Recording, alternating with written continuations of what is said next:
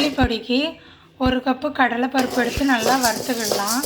வறுபட்டுட்டு ஒரு பாத்திரத்தில் தட்டி ஆற வச்சிடலாம். 1½ கப்பு கருப்பு உளுந்து எடுத்து வறுத்துக்கிடலாம். வறுபட்டுட்டு இதையும் தட்டி ஆற வச்சிடலாம். 1/2 கப்பு துவரம்பருப்பு வறுபட்டுட்டு இறக்கி ஆற வச்சிடலாம். 1/2 கப்பு காணம் இதையும் தட்டி ஆற வச்சிடலாம்.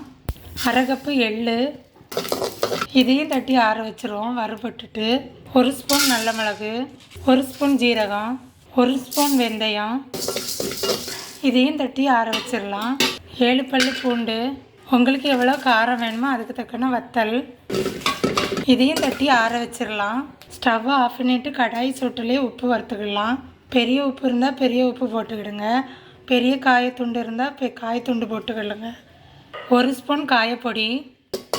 ஆறுனதும் எல்லாத்தையும் பொடி திரிச்சிடலாம். இட்லி பொடி ரெடி. தோசை இட்லிக்கு நல்லெண்ணெய் ஊற்றி சாப்பிட்டா ரொம்ப டேஸ்ட்டாக இருக்கும். நீங்களும் இதேமாதிரி ட்ரை பண்ணி பாருங்கள்.